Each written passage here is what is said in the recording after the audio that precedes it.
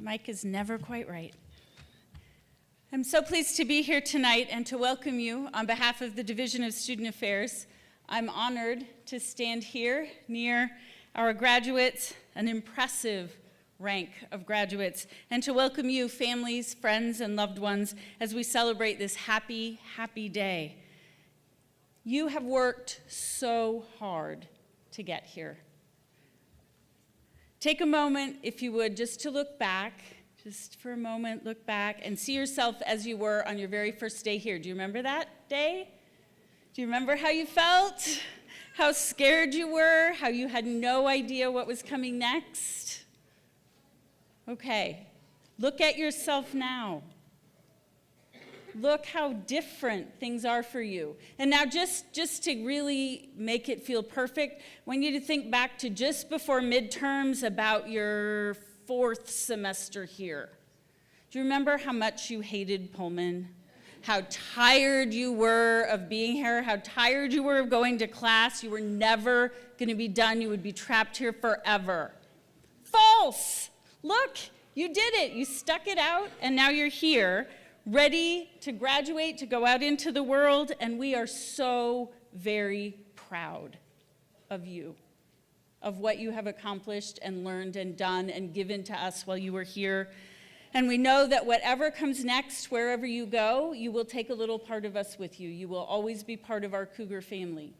And you will take that out into the world and make it a better place on our behalf. And we value and thank you for that so very much. Congratulations, you guys. Congratulations.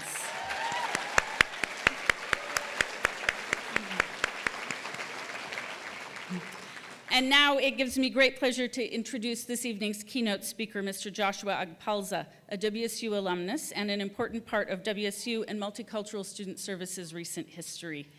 While at WSU, Joshua worked as a student mentor in the Asian American and Pacific Islander Student Center, was an RA, resident advisor for Upward Bound program, and was an active student leader in multiple student organizations on campus. He had a significant role leading the organization of our annual Shaping Conference, a recruiting event for Asian American and Pacific Islander high school students.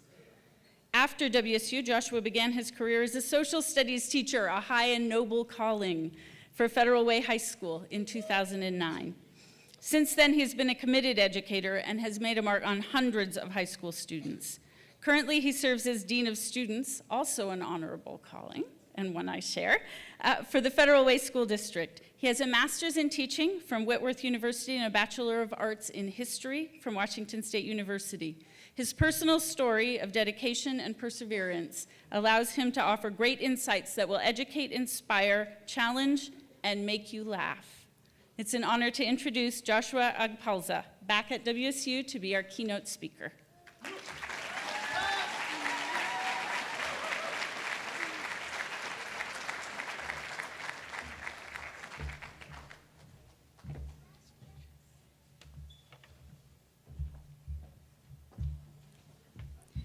Thank you for the box. I usually start my speeches with, can you guys see me, but I don't have to anymore, so that's awesome. Before I start my speech or my message to the graduates, I just want to say thank you to Manuel and the entire Multicultural Student Service Organization. It's definitely an honor to be back, and it's cool to be here. So, dear graduates, I want to be like you. Dear graduates, my dream is to go to college and graduate so that I can make my parents and my family proud, and so that I have something to be proud of in my life. Dear graduates, it's really hard getting into college, succeeding in college, and graduating in college. I'll keep pushing myself because I want to be in your position. Dear graduates, come back. Come back and help the kids that look like you. Signed, aspiring college students. Although I'm a dean at Federal Way High School, I'm still a teacher at heart. I had a hard time writing the speech. I don't know why, but I just did. But every time I have a hard time doing something, I turn to those who inspire me, the students. I went into a classroom and told them about you and how you all are graduating. Then I asked them this simple question: what message do you have for them? And that was their response. They said, I want to be like you. My dream is to go to college. I want to be in your position. They said, come back. Come back. That was their message. And I have more. They don't know you, yet they want to be like you. They don't know you, yet they envy you. They don't know you, yet they want to be you. That's how powerful you are. That's how powerful you are to the younger generation. You've already influenced the youth, and you didn't even know. You've already touched the lives of 20-plus students, and you had no clue. But that's how powerful you are. And I'm excited and honored to be your keynote speaker tonight. Let me reintroduce you to myself. There you go. My name is Josh Ekpalza, the son of a father who sacrificed his life savings to put me through college, and a mother who sent half her paychecks to my bank account so I could have enough to eat. Actually, looking back at my old college photos, I think my mom gave me more than enough money to eat. I'm also a father to a beautiful 7-month-old baby girl. Yeah, she's beautiful. And I'm also a lucky man to have the bravest, strongest, kind-hearted woman by my side. And so I thank you, Samantha, and happy early Mother's Day. And with all the mothers out here as well. I'm also a teacher, a dean, a coach, a mentor, an activist. And I can go on, but I'm here on a mission. And that is to hopefully inspire you and motivate you to keep striving for greatness. Earlier, I told you that I had a hard time writing this speech, and I think part of the reason why was because I was questioning my self-worth. After I had responded to Manuel about being keynote, I asked myself, why me? I know Manuel is well connected with a lot of people that are affiliated with national and global organizations, people that are in positions of power, and people that have an extensive resume longer than mine. So why me? Then I started to realize that I was conditioning myself to believe that I wasn't worth it, that somehow I am irrelevant, not important to society, but I know that is not true because I know my self-worth. I realized if Manuel and the entire MSS organization believed in me, I should believe in myself. That I should believe in myself. And that's what I want you all to know and understand. Sorry. The question should not be, why me? The question is, why not me? And that's what I want you to know to and understand. Why not you? You are worth it. Your experiences, the skills you have practiced and learned, the connections that you have made, all of it is worth it. Studying with friends, all-nighters, projects, finding something to eat, struggling financially, everything that you have done and every minute that you've spent on school has shaped you in the person that you are today, a college graduate. When you start searching for opportunities and you come across something that you might think you're not qualified for, ask yourself, why not me? Then apply for it. Just go for it. Do not make the mistake I made and question your self-worth, because you are powerful and you are worth it. In another letter, a student said, "Dear graduates, all I can say is that the past events you have faced in life, the adversities you've come up against, the storms you have gone through either makes you stronger and weaker, and the power in that choice belongs to you." This was from a high school junior whose father was sent to prison and has been homeless twice. Yet, he's on track to attend a 4-year university. What's his point? You have a choice.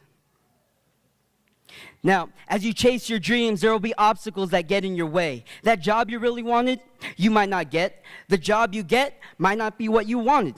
You might even have a hard time starting your career. For instance, I graduated from my master's program in 2009 and was applying for teaching positions. That was the same year that districts were cutting teachers because of budget crisis. Was I down? Yes. Was I worried? You better believe it. The amazing teachers I graduated with were also having a hard time finding a position. I applied to nearly 50 jobs around the state and country, and the school year had already just begun. So I had a choice. Do I stop applying and start a new path, or do I keep on going and hope to start my dream? I chose to keep on going. I kept asking questions, I kept reflecting, and most importantly, I kept my hopes up. Then finally, at the end of September, I get a phone call from Principal Lisa Griebel, who offered me a teaching position at the high school I'm in today. It took me nearly 7 months to find the teaching position, and I was one of the lucky ones that year. My point is that there will always be struggles, obstacles, curveballs thrown your way, but don't let that stop you from achieving your dreams or reaching your goals. I didn't let the teacher cut stop me, and for that student, being homeless twice did not stop him from reaching his goals. Our struggles were not excuses, but motivation for us to keep moving forward. So push through the walls of adversities, because when it comes crumbling down, you'll learn how to use those pieces to pave your own path. You are powerful, you are worth it, and you will push through your adversities. Another student writes, "Dear graduates, you've completed one of life's many struggles and you've reached your dream. But don't stop there. Keep making new goals." That student is right. Once you paved your own path, keep it going. Don't stop yourself from moving forward. You see, when I started my teaching career, I thought that's what I was just going to do, teach. But then there was an opportunity to coach, so I took it. Then I was asked by teachers and building leaders if I want to be part of committees and planning professional developments. And I said yes.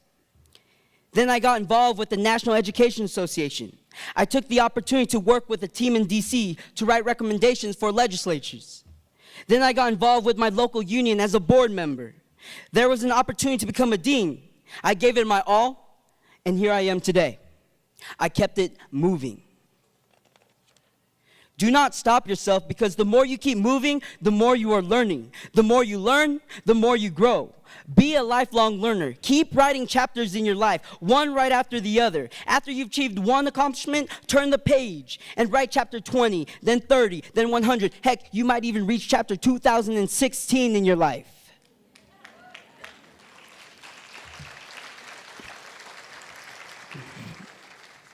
Just keep it going, because when time comes, you won't have to even write a single chapter or turn a new page, because somebody will write a book about you. Because you are powerful, you are worth it, you will push through adversities, and you will keep moving forward. Dear graduates, come back.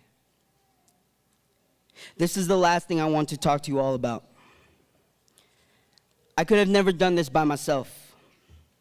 I'm here today because of my amazing parents, my entire family, teachers, administrators, this institution, MSS, my friends, my fiance. No one can do it alone.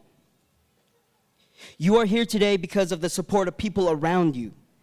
And that is what students and communities want and need, your support. We have a social responsibility to give back to the communities that raised us. We have a social responsibility to provide people with the same opportunities that you've received. We have a social responsibility to fight against the oppressors, to fight against racism, sexism, homophobia, xenophobia. The door is wide open for you, but for many others, it remains shut. And the people that can help unlock those doors are all of you. You have the key to open the door for students that are homeless. You have the key to open the door for the students who've fallen off tracks. Open the door for families that are struggling, and take it one step further and open up the gates for the refugees that just want to live life. Don't tuck that key away into your pocket. Use it. Use it. You are powerful. You are worth it. You will push through your adversities. You will keep moving forward, and you will open the doors for others. Dear graduates, why not you? Thank you, and congratulations to the class of 2016. Go Cougs.